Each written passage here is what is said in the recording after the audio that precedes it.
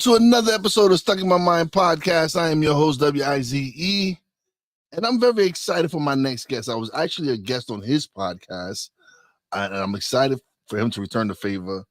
He's an entrepreneur, like I said, a fellow podcaster. Let me silence my phone. Hold on a second, everybody. My apologies, everyone. Silence that, and here we go. Welcome to the show, Stefan Asseg. Hey, how's it going? Thanks for having me. Pleasure's all mine, brother. Pleasure's all mine. I'm glad to have you on the show.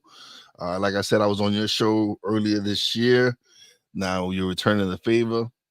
How's everything going? Doing good, doing good. Yep. When did we talk? Do you recall?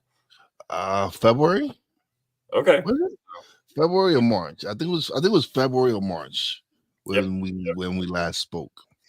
Well, cool. So yeah, I got some new stories since then, and I'm interested to hear your new stories. So awesome. All right, so let's just start. Can you share your journey from software engineer to entrepreneurship and what inspired this transition? Yeah, definitely. So my dad was an entrepreneur, and he never worked for anybody but for himself his entire life. But somehow the company that he built didn't really inspire me. So I went to university, and then when you go to university, you don't usually learn how to become your own business, but you learn how to work for somebody else, right? And that's what I did for 18 years. I studied software engineering and worked as software engineer, IT consultant, worked for Amazon last, and then I really it's not like I never thought about starting my own business. I did think about that, but I didn't know, it's not like you just run a Facebook ad to market your software company, right? So I never kind of figured that out. And, I did work for startups, but I never started my own. So, and also the startups I worked for, they failed. So that wasn't really encouraging me either. So, in the end, I just was an employee, and things were good. I was in that comfort zone, right? You're good, until you're not, right? So then that day came when my entire team from Amazon got laid off in a day. Like, out of 35 people, 30 got laid off, including the managers, which was interesting. So I was like, well, what do I do now? Now there's so many, last year, so many people, got laid off and came back to the market. I was like, well, that's not the best time to look for a new job. I mean, everybody who was looking for jobs in my team, they found jobs. But I was like, I'm going to do my own thing now. So I had multiple ideas. I went from watch trading, which I picked up and still do today, just not full time, to business coaching. And then recently, and that happened since you and I talked in earlier this year, I purchased a marketing company, and that really interests me. And also when we coach clients for business coaching, marketing is always a big part of that, right? And a podcast is also a marketing tool in one way or another. So now we do a lot of stuff with marketing and AI, and that really excites me. So that's my journey, and that's why I'm here, and that's why I have my own podcast too. So why do you believe mindset is crucial for entrepreneurial success? And how do you help business owners cultivate the right mindset? Yeah, so for me, mindset, I grew up in a family with business, but also with the mindset of, the success that's for other people, right? It's not you, And then also my mom always taught me, money doesn't make you happy. You don't need money to be happy. And that there's some truth to that, but there's also a truth to how money can just change things, make things easier, and open doors, right? So it's not about the money, but it's about the freedom that comes with it. So I always kind of had a different view on that, and I always thought, if somebody else, why not me, right? And I feel like that's where a lot of people may be stuck, just in this, stuck in my mind, right? Literally, this is for others, not for me, right? Others got lucky, others had rich parents, others had this and that, and I don't, and that's why it's not me, right? And I think it's nonsense, right? Once you break that barrier, you can achieve anything, right? And people have proven it, but I feel like that's the main thing holding people back, that that mindset, oh, not me because, right? And then followed by a list of excuses and justifications why it's not me. But in the end, the reason why it's not you, there's only one reason, and that is you, right? It's very simple. Once you figure that out, you can do anything you want. Yeah, it's correct. Like, a lot of people come with this victim mindset, like, oh, woe's me, oh, woe's me, I'm the victim. And as long as they continue to play that role, they're never going to succeed, because all they're going to see is, I'm a victim. I'm as it always happens to me. I never get the breaks. It's always happening for someone else. They're the lucky ones. No, you have to get out of that mindset where you need to go make it happen. Exactly. Yeah.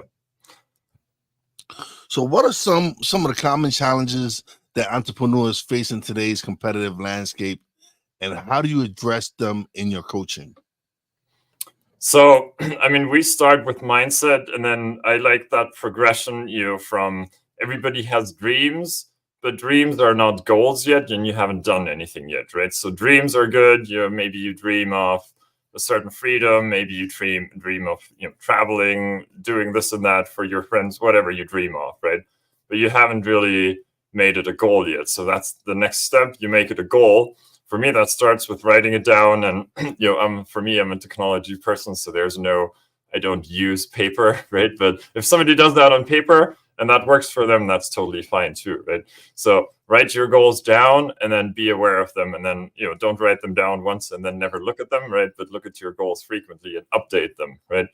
And then the next step from a goal, you can still have goals and then not take any action. And then guess what? You're not going to achieve that goal, right? Big surprise there.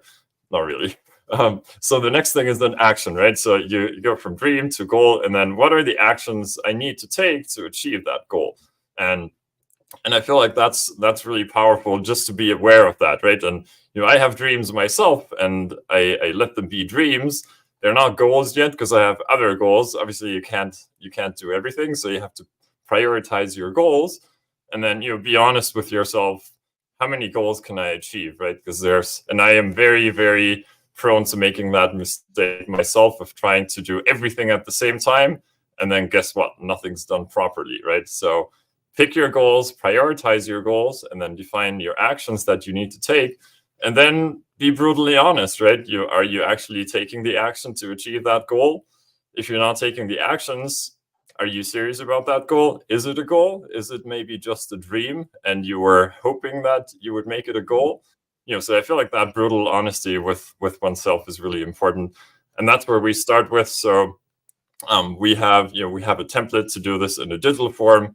But again, if somebody wants to do this on paper, it's a little hard with people you don't sit side by side with, right, during their coaching call. But even on paper, it works somehow. So that's where we start, and then then you take it from there. And then we have a couple of questions I'm happy to share. I have some I call them annoying questions, because they are annoying. You're being asked those questions, but they really help you be honest with yourself. So okay, what are the questions? Let's go with them. What are the questions? I called for it, didn't I? So my favorite question is, what are the 3 things that you should be doing, but you didn't do since your last coaching session, right? Because there are those things where it's not like, oh, I'm not doing it, but I had no idea. No, that's not how it works, right? Usually it's like, yep, I know I should be doing this, but I'm not doing it. So I'm not, as a coach, we don't want to tell people what to do, right? I'm asking the coachee, what are the things? Just be honest, right? The things that you should be doing, but you're not doing them. What are those things? And then, that I feel like allows them to be brutally honest with themselves during the coaching session. But then also they learn that, and then they can do that without me, because my goal is so that they don't need me anymore and I can move on to help other people, right? So that's my favorite annoying question. And my business partner, James, he asks me that question in the coaching sessions that I have with him. And it's always annoying because, when you have to admit to yourself, yes, I set out to do this. I made this an action to achieve my goal, and I'm not doing it. It's really annoying, but it's also really helpful. And I always thank him for that, whenever he asks that question. So awesome. So you mentioned you purchased a marketing company, and you mentioned AI. Mm-hmm. How do you leverage technology to drive business growth and innovation? Yeah, that's a great question. And I've been using AI since OpenAI and ChatGPT came out, I think in 2022, right? So it's but what we do now is a lot of automating outreach, right? So there's always marketing, and marketing is senior to sales. That's the saying, right? So if you don't market, then who are you selling to, right? But then there's a lot of clients, and we do the marketing for them, right? So we generate the leads, but then there's nobody to follow up with the leads, right? So the leads are there, they're like, yes, I need what you have to sell, and then nobody calls them or even texts them back, right?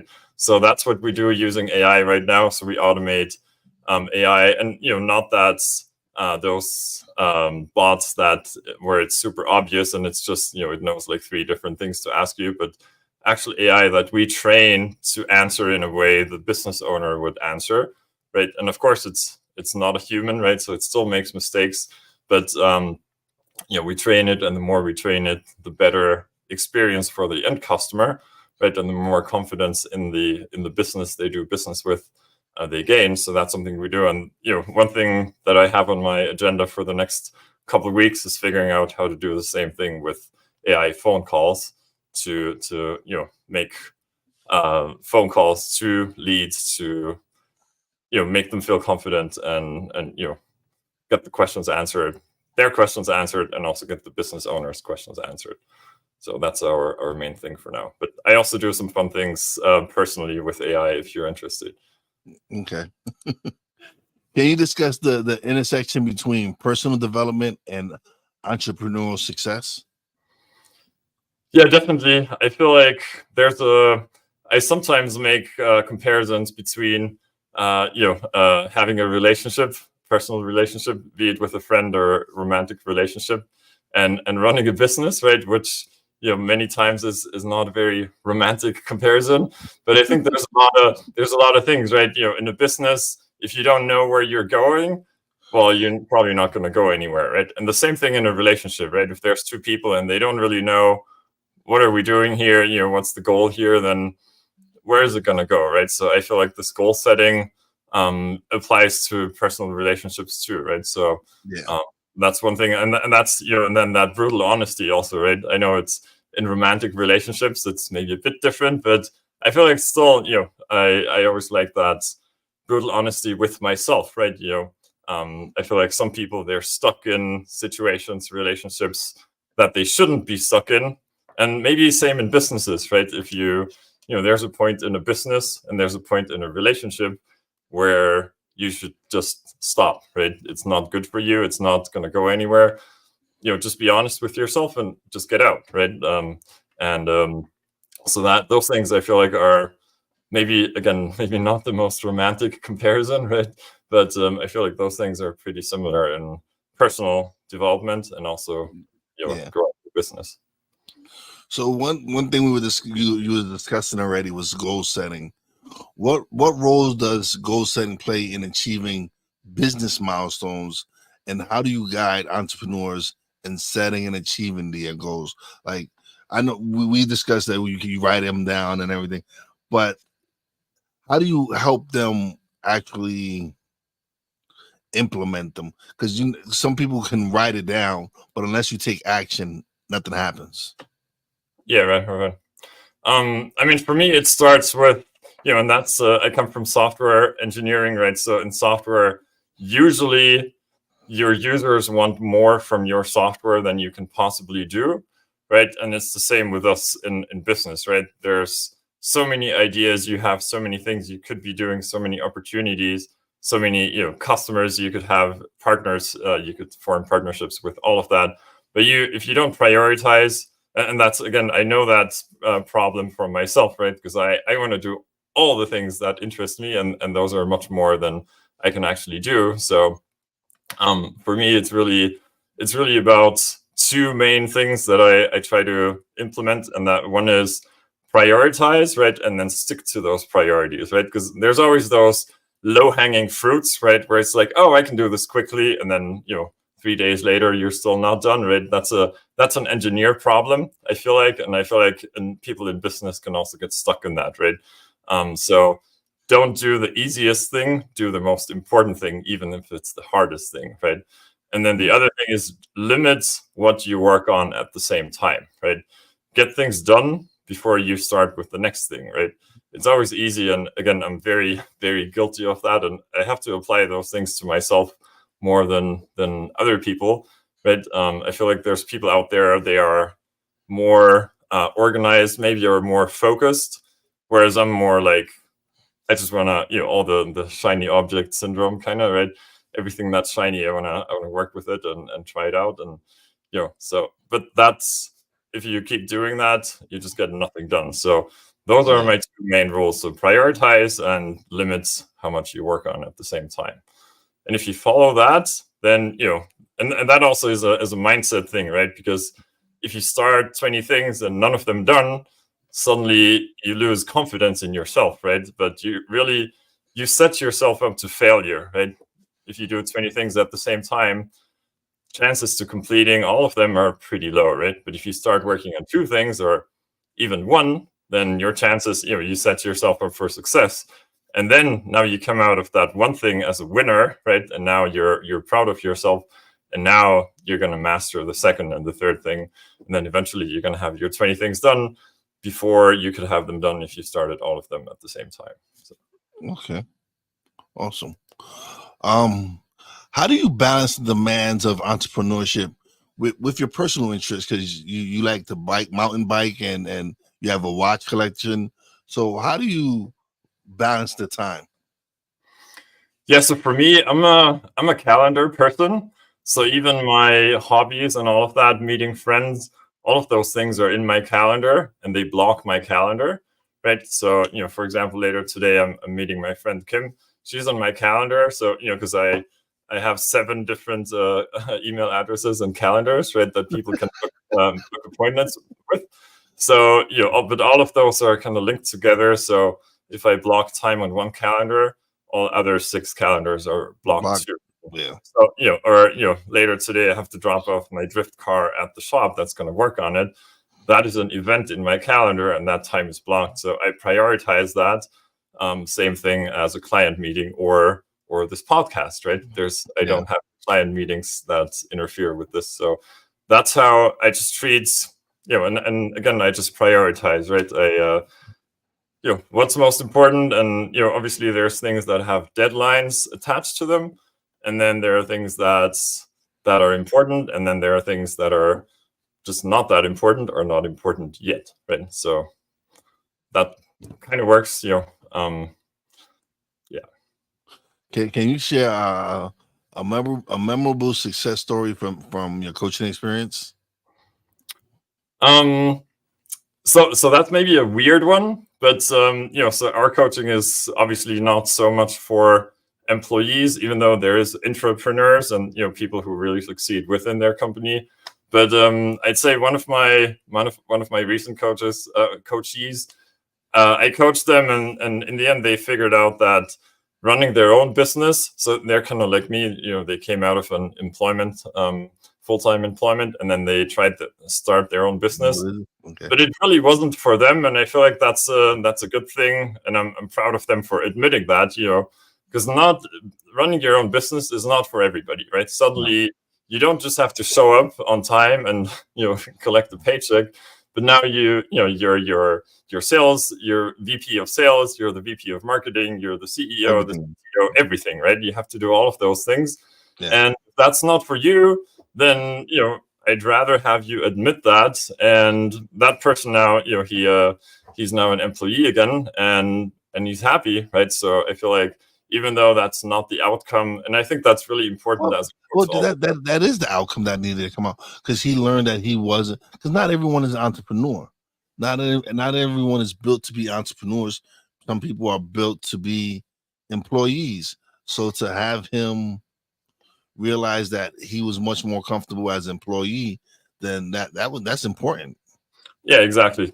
And I see that my video is frozen. Your screen is frozen, but hey, that's fine. I can still hear you. So, right. And I think that's really important for a coach, right? So we shouldn't try to achieve the outcome that we want for the person, but we should guide the person to achieve the outcome that's best for them, right? And in this case, I feel like that's a success story because I could have forced them, be like, no, continue with the business, just let's do this, right? But in the end, it's it's the outcome that works for them. So that's the important part is to help them. As much as you would love for them to be entrepreneurs, some people are not built that way. Yep. Exactly. So I'm gonna rejoin and hope my camera works. So please entertain everybody for yeah. Go ahead, we're fine. Listen, technical difficulties happen. All right. So while he's away, how's everyone doing today? Thank you for joining us again on Stuck in My Mind podcast. We are live on. Let's see. There he goes. All right, that wasn't that long. Sure. Yeah.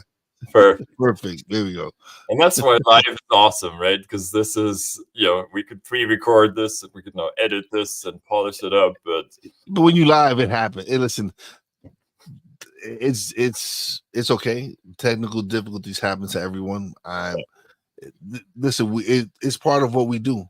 If you think that something cannot go wrong, it will find a way to go wrong. It will find a way.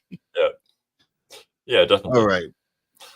Well, cool. I know I'm the guest here, but I also like to ask questions. Ask. It's always an interesting back and forth. So you said that you have a couple of plans a couple of months ago, right? You were going to start something. So what changed for you since then? I'm really interested. Oh, for me, we've so when we first started out, me and my nephew, we launched a radio station, an internet radio station, and we ran it for 2 years, and it kind of it was just a passion project for us because we wanted to do it, and so last year we shut it down. And I'm proud to announce that in June we will be relaunching it, and so I'm excited for that. That's it's something that it's going to be talk radio from 6 a.m. to about 10 p.m. It'll be nothing but talk radio. It'll be podcasts, talk shows, a whole bunch of different types of shows, and then from 10 p.m. to 6 a.m. it'll be DJs and music and so it's been it's just something that we had a great time doing, and we feel that that's something we want to continue to do. So when we were able to get the software that we pay the licensing fee just one time, and we don't have to worry about it. So now we're going to be streaming our radio station once again, launching June 1st. So I'm excited. Awesome. Well, congratulations. Thank you. You're more than welcome to add your show to the roster if you want. Oh yeah, definitely. Send me some info on that. Yeah, definitely. I'm looking for shows. I'm looking for, like I said, I'm feeling from 6 a.m. to 10 p.m. I want it to be strictly talk radio where there are going to be shows and everything. So, and you have a great show, so I would love to definitely have the audio and share it with another audience. There's another audience to share it with. Yeah, definitely. Let's do it. Well, cool. All right. Have we talked about mistakes yet? Because that's always one of my favorite topics. Mistakes. We can talk about mistakes. That's all. Listen, well, they're not mistakes. They're learning lessons. Sure. Sure. So let's talk about them. Let's talk about. You want to talk? Let's talk about it. Definitely. I'll go first, I guess, because I asked. So I think one big mistake we made with Flat Out Business, right, my coaching company, we made the mistake of, we thought that I mean, first of all, we got stuck in analysis paralysis for a while, right? So we're like, well, we looked at all the other coaches' offers and what are they offering, and then it's everything and nothing basically, right? And Yeah. and then we changed our offers a bunch of times, which that's not a mistake. But then one thing we thought is that, okay, finally now we have all the offers figured out. And it took us way too long, right? But we have all the offers figured out, and we were like, well, let's put them on the website. And then I feel like we were secretly hoping for somebody to just go on our website. And back then you could just purchase the coaching package right on the website. And of course, nobody did that, right? So then we realized, oh, we have to create content. We have to, attend network events and all that. So I feel like that mistake, when I think back, it was kind of cute, right? We were like, okay, let's just put it on the website, and orders are just going to come in, and so that was kind of our main mistake. So for anybody starting a business, I feel like I got a question. I got a question. Sure. Why would you think that orders would just come in? I mean, we didn't like explicitly think that, but we were acting like it would. We were acting as if orders were just going to come in like that. I'm going to rejoin. Yeah, listen, mistakes happen. You learn from them. You learn from them and you run with them. Like there's things that when I first started podcasting, I needed a lot of work on, and so I made mistakes with thumbnail designs and descriptions and a whole bunch of different things. So I've been able to learn from those. Like I said, they're lessons. They're not mistakes anymore. Like when you look at them and you just continue to say that they're mistakes, no, they're lessons. They're lessons to be learned. Now, if you continue to make the same mistakes over and over again, then that's where it sucks, when you continuously make the same mistake over and over and over again. Yep. What do you mean, like trusting your camera to work? Well, that's not a mistake. That's just technical. It's just right. Yeah. Stuff that's unexpected. Like I mean, where you continuously make the same mistake. That's more like insanity, because you continuously make the same mistake, hoping that you're going to get a different result than the last 20 times you made the same mistake.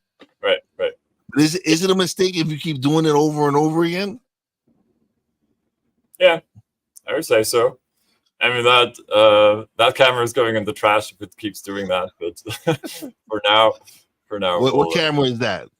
Oh, it's that's some anti-advertisement, but it's a Lumina camera, so it's AI powered. It's one of those where it follows you, kind of. Oh, okay. Oh, so that's kind of cool, but yeah, it is. That is real cool.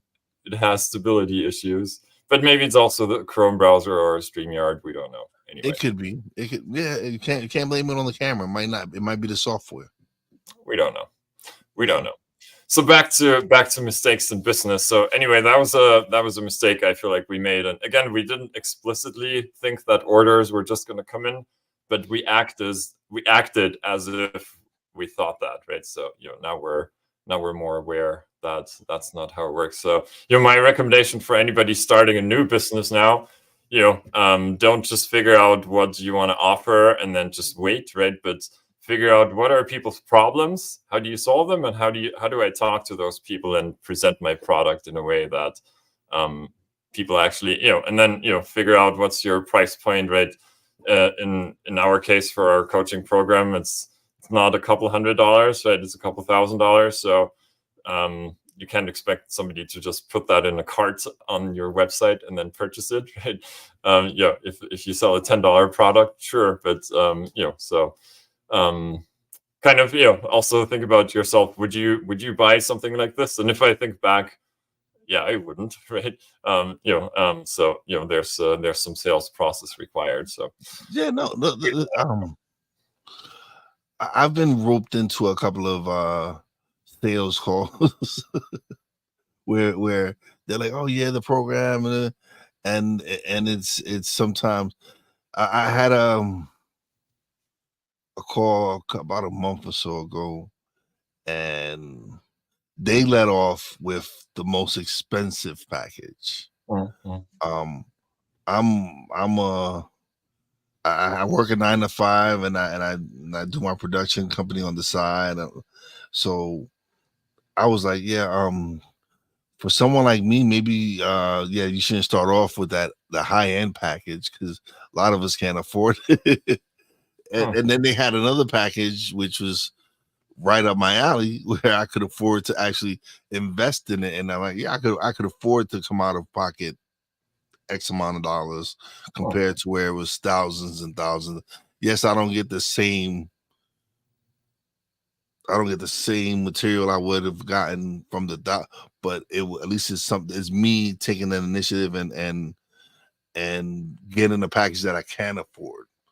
And so sometimes people, they only have one package, and that's that package. And I get it. I understand. I'm not here to tell anybody how to set their programs but not everyone has thousands of dollars to invest.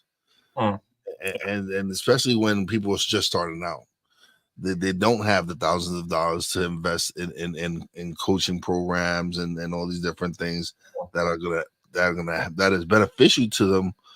But some people just don't have that kind of money. Yeah, right. And it's we've been going back and forth too, from one offer to, I think actually we started with, I don't know, more than 6 offers. Now we're actually down to 1 offer, and we're pushing that offer. But now I also split them, as I purchased the marketing company, so the marketing offers, they transition into that company. So that's kind of different circumstances. But designing your offers, I feel like that was really a hard process for us, and it still is, because it gets really complex. And if you're on a call with somebody who just doesn't even know if they need what you have to offer, and now you have 6 different things to offer, maybe it's better if you have one. So that's the approach we're taking right now.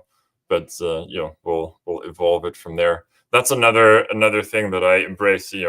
Don't ever consider anything final, right? Again, coming out of software engineering, right? Yeah. Software never done. I just had a client before ask me, so when is this going to be done? And I was like, well, never, right? Same as any other software is also never done.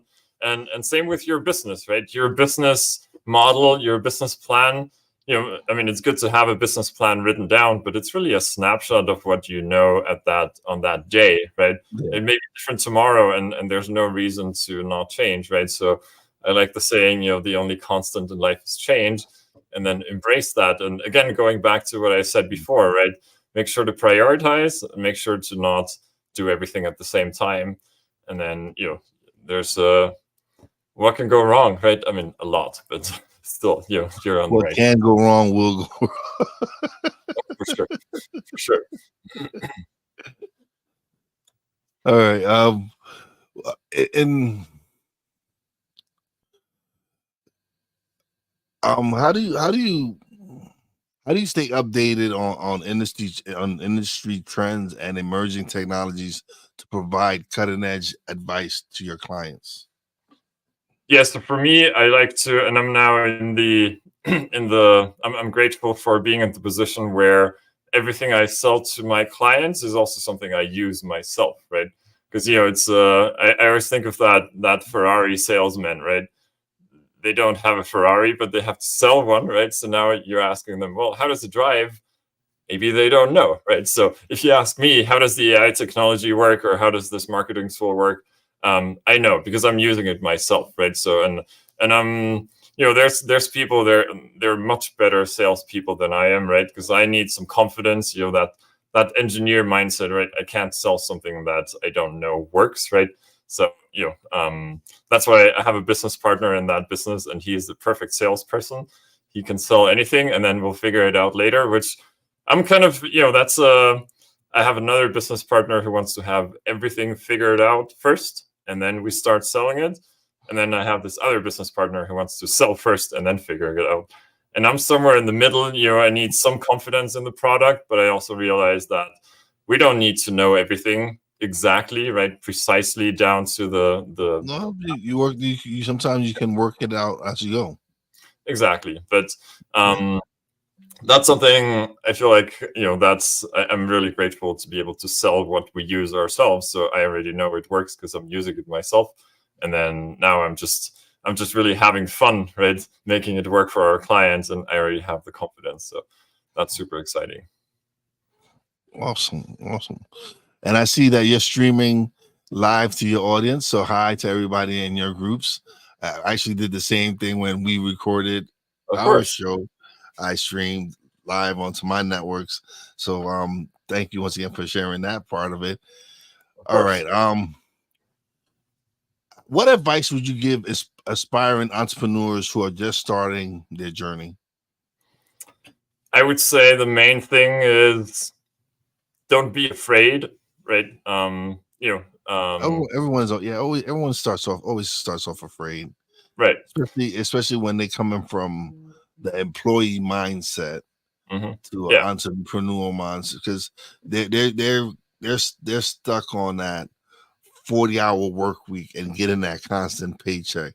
So there's always going to be that fear of, man, if I don't get this business going, I'm going to be broke. I'm going to be homeless.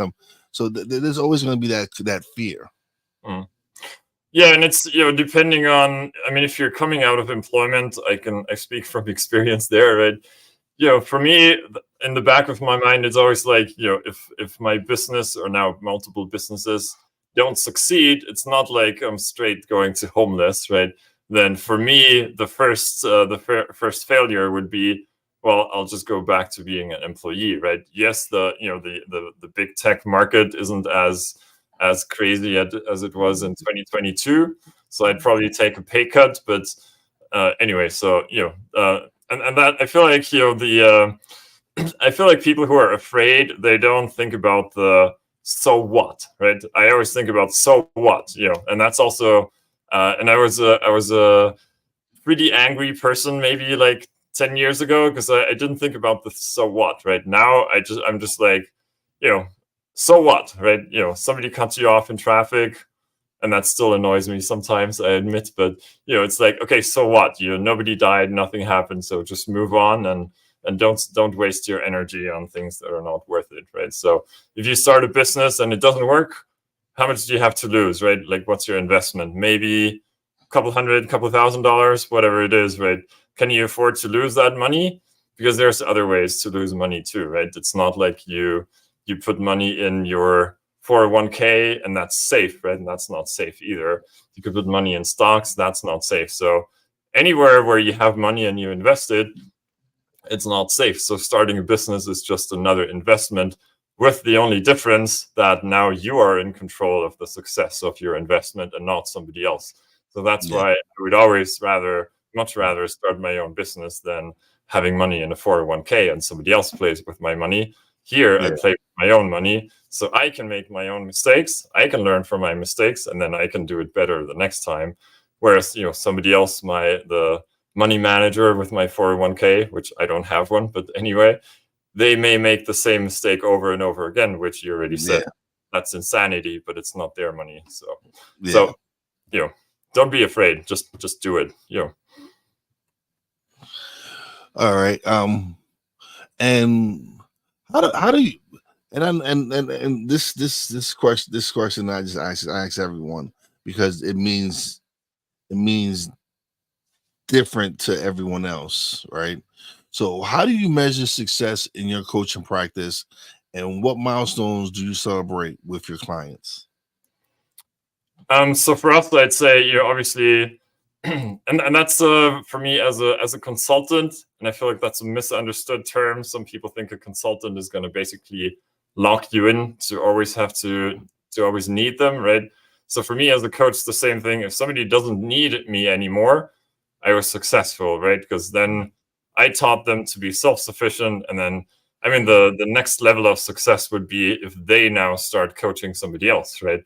That Yeah. would be even better, because we can't just, I can't just coach somebody their entire life. Then I failed. So that would be my ultimate failure if somebody's my client for the rest of their life. So that's really what I want, right? And also, I like, because also I learned from everybody I coach, right? It's not just a one directional thing.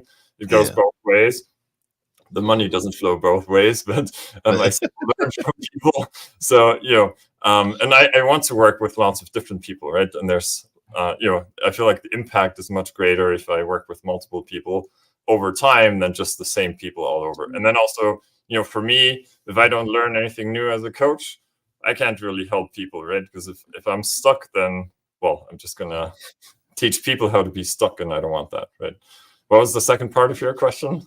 And what milestones do you celebrate with your clients? Like, is there anything that when when you see them hit that milestone, do you celebrate with them? That, like, do you cheer them on, or like?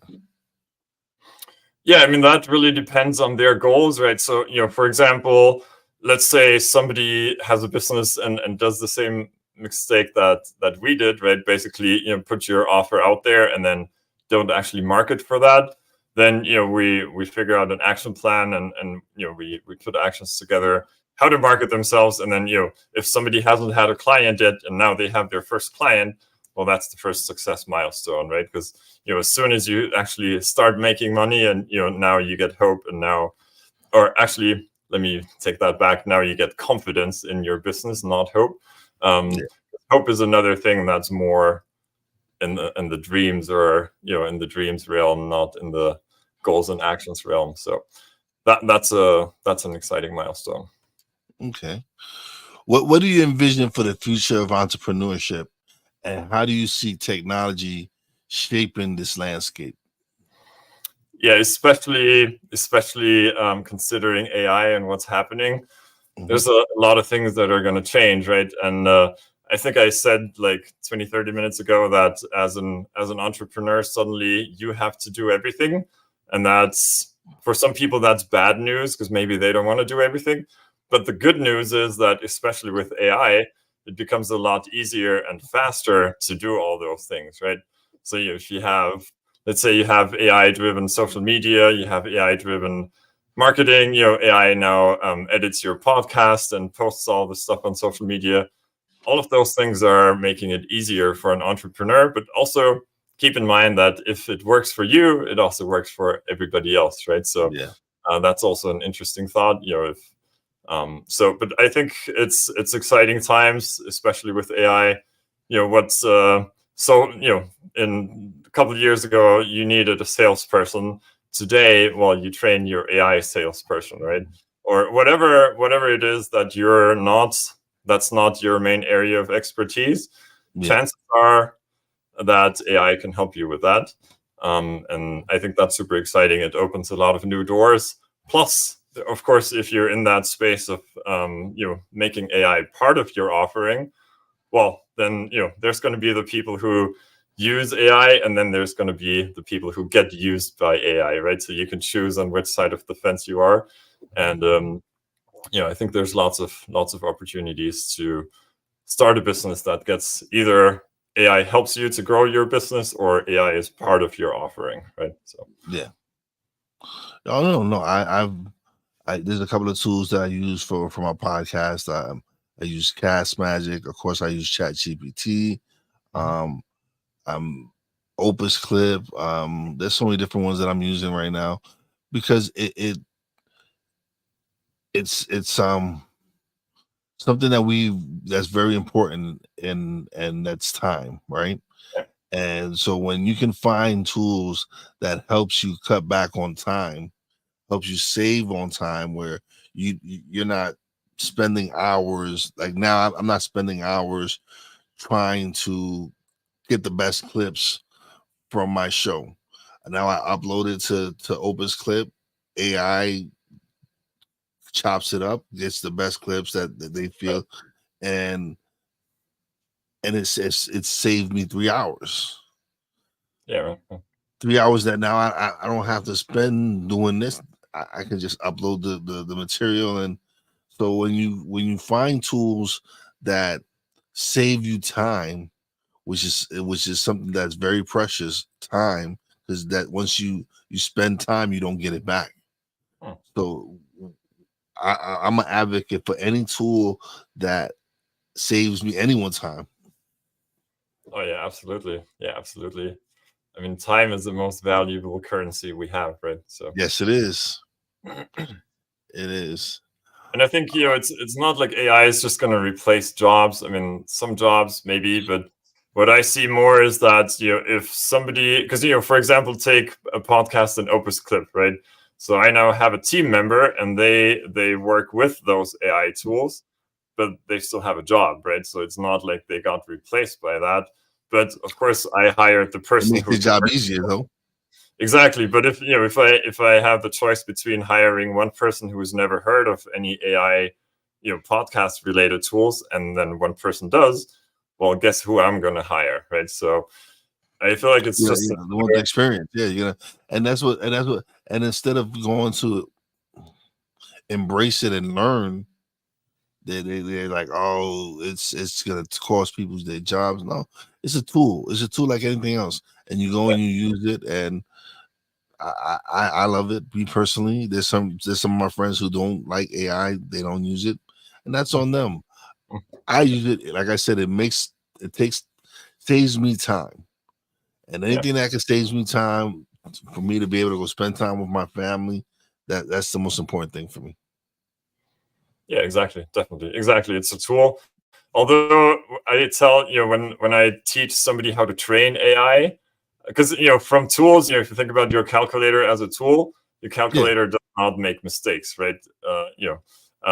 Whereas AI AI does. Yeah, mistakes. So I always tell people, think of it, it's a tool, yes, but when you train AI, think of it as an employee or as an intern you're training, right? They're new mm-hmm. to your field, and you have to simply tell them what to do. And then Yeah. if you do a good job, so the quality of your AI is the quality of your training, right? So that's Yeah. kind of more similar to an employee than a tool, but it's somewhere, I guess, between a tool and it acts like an employee, but it's still a tool. So All right, Stefan. This has been great, man. Now is the time of the show where you get the solo screen and you get to plug away, let everybody know where they can find you, where they can find the offers, everything. appreciate it. Well, so my company is called Flat Out Business. Flat out is a term from rally racing. So we wanna make your business race like a rally car, also go around corners like that. So Flat Out Business. The domain is just flatout.business, and you can find us on all social media. Just Flat Out Business, one word. We have a podcast that's on YouTube, Facebook, X, and also on LinkedIn soon. And you can find us on social. So if you resonate, or if what I said resonates with you, or if you need any help with marketing, AI, any of that, feel free to reach out. Happy to jump on a call and see how we can help you. All right, man. Thank you once again for collaborating with me. This happened because of StreamYard. StreamYard made this collaboration happen. They have a program on here where you can collaborate with other people that use StreamYard. And so this is a StreamYard collaboration. I appreciate you reaching out to me and having me as a guest on your show. I had a great time on your show. Thank you for returning the favor and being a guest on my show.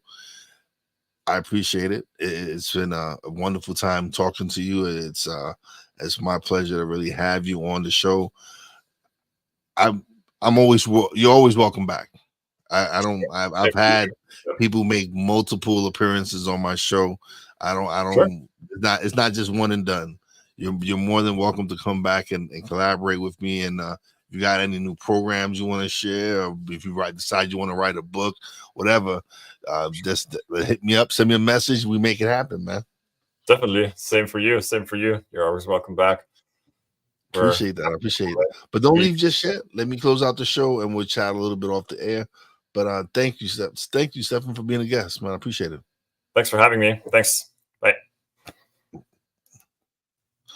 All right, now it is time for shout outs. Shout out to my Real Wise fam, Poppy J, Brandy J. Love you guys. Shout out to the boss lady. Love you and appreciate you. Shout out to everybody who's stopping by on the replays. Thank you for everybody who if you haven't already, subscribe, share. I greatly appreciate it. Shout out to everybody at the BS3 network for who's tuning in on the Roku channel. Greatly appreciate it. And as always, a big shout out to all the essential workers out there. God bless you. Be safe. You know your boy Wise does it. Peace out.